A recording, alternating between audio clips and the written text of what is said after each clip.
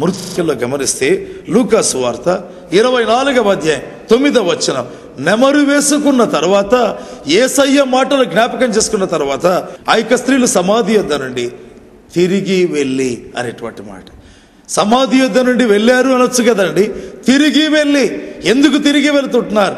వారు వచ్చిన బాటను అదే అయితే వేరే ఉద్దేశం, వేరే గురి, వేరే సంకల్పం, వేరే ఉత్సాహం, వేరే ఉద్రేకం, వేరొక రకమైన స్ఫూర్తి, దేవదూత అందించినటువంటి యొక్క శుభవార్త, యేసు లేచాడు అనేటువంటి వార్తతో తిరిగి బయలుదేరుతుంటున్నారు. ఏంటండి పునరుత్థానం? ఏంటి ప్రియమైన వారలారా పునరుత్థానం? ఒక నూతన మార్గం, ఒక నూతన ఉద్దేశం, ఒక నూతన సంకల్పం, ఒక నూతన ధైర్యం, ఒక నూతన స్ఫూర్తి. ఇంతకు మునుపు స్త్రీలు బయలుదేరారు కదా, ఎందుకు బయలుదేరారు? ఏడుపుతో బయలుదేరారు. ఎందుకు బయలుదేరారు? సుగంధ ద్రవ్యాలతో బయలుదేరారు. ఎందుకు బయలుదేరారు? సమాధిని చూసేదానికి. ఎందుకు బయలుదేరారు? యేసు యొక్క దేహానికి ఆ పరిమళ ద్రవ్యాలు పూసేదానికి. ఇప్పుడు కూడా వారు అదే మార్గంలో వస్తున్నారు. అయితే ఎందుకు వస్తుంటున్నారు? ఆ ఉద్దేశాలే లేవు, ఉద్దేశాలు మారిపోయాయి. జీవిత విధానం మారిపోయింది. వారి ప్రయాణంలో మార్పు, వారి యొక్క గురిలో మార్పు. ఏంటి కారణం? పునరుత్థాన వార్త, పునరుత్థాన శక్తి ఒక వ్యక్తి జీవితంలోనికి రావటం ఆ వ్యక్తి జీవితాన్ని సమూలంగా మార్చివేస్తుంది. ఆ వ్యక్తి యొక్క గురి, ఆ వ్యక్తి యొక్క ఉద్దేశాన్ని సమూలంగా మార్చడం ప్రారంభిస్తుంది. దేవుని గ్రంథంలో గమనిస్తే లూకా సువార్త 24వ అధ్యాయం 10వ వచనం గమనించినట్లయితే దేవుని వాక్యం ఏమని చెప్తుందంటే, ఈ సంగతులు వారితో అనగా శిష్యులతో చెప్పిన వారెవరనగా అని చెబుతూ వారి పేర్లు రాశారండి.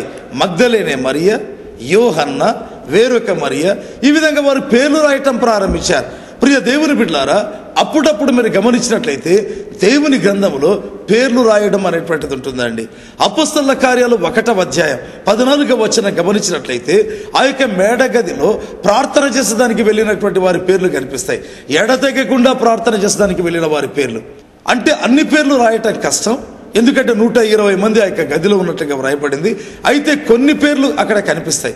ఎందుకంటే ప్రార్థనకు వెళ్ళేటువంటి వారి పేర్లు దేవుని జ్ఞాపకార్థంగా రాయబడతాయి అనేటువంటి ఆ యొక్క దేవుని తలంపు మనకు కలగాలని ఆ విధంగా రాయబడతాయి. రెండవదిగా గమనిస్తే, ఎవరైతే తమ పాపములు యేసు రక్తములో కడుక్కుంటారో, తమ యొక్క పాపపు జీవితం ఆ యొక్క మురికి వస్త్రాలను గొర్రెపిల్ల అయినటువంటి యేసుక్రీస్తు యొక్క రక్తములో కడుక్కుంటారో, ఉదుక్కుని తెలుపు చేసుకుంటారో, వారి పేర్లు దేవుని జీవ గ్రంథమందు రాయబడతాయి. వారు రక్షించబడ్డవారు, వారే పరలోకానికి వెళ్ళేది. వేరొకరు పరలోకానికి వెళ్ళరు. దేవుని వాక్యం ఖండితంగా చెప్తుంది కనుక వారి పేర్లు జీవ గ్రంథంలో రాయబడతాయి. మూడవదిగా, ఎవరైతే యేసుప్రభు యొక్క వార్తలు చెబుతారో, అదే కదా లూకా 24:10, వారెవరనగా వారి పేర్లు రాయబడి ఉంటున్నాయి. ఈ యొక్క పునరుత్థానపు పండుగ అనేది ఒక పండుగ కాదు ప్రియమైన వారలారా, అది పునరుజ్జీవితం, అది పునరుత్థాన అనుభవం, అది నిరంతరము కొనసాగేటువంటి జీవితం.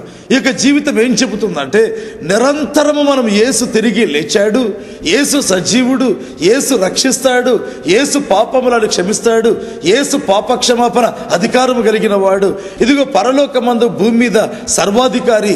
ఈ విధంగా వార్తలు అందిస్తారే ఆ యొక్క ఎవాంజలిస్ట్, లేకపోతే ఈ యొక్క సువార్థికులు ఉంటారే, వారి పేర్లు దేవుని గ్రంథంలో రాయబడతాయి. కనుక పునరుత్థానం అనేటువంటిది ఒక అనుభవం, ఒక దైవికమైన, ఒక ఆధ్యాత్మిక అనుభవం. అలాంటి ఒక జీవితం ప్రేమైన వారలారా దేవుని గ్రంథంలో గమనిస్తే, ఈ స్త్రీలు వెళ్ళి శిష్యులకు చెబితే లూకా 24:11 ఏమని చెప్తుందంటే, వారి మాటలు వీరికి వెర్రి మాటలుగా అగపడాను కనుక వారు నమ్మలేదు అని వ్రాయబడింది. సాక్షాత్తు దేవదూత ద్వారా ఆ యొక్క పునరుత్థాన సందేశాన్ని తీసుకున్నారు.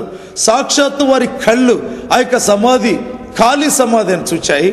ఆపిదప అంత శక్తితో వచ్చి వీరు వాక్యం చెబితే ఆ యొక్క పేతురు లాంటి అపోస్తలులకు బైబిల్ చెప్తుంది ఆ యొక్క తొలి పునరుత్థానపు సందేశం వీరికి వెర్రి మాటలుగా కనిపించింది. ప్రియ దేవుని బిడ్డలారా, ఎంత ఆశ్చర్యంగా ఉంది కదా. ఎందుకు వెర్రి మాటలుగా కనిపించాయి? ఏంటి కారణం?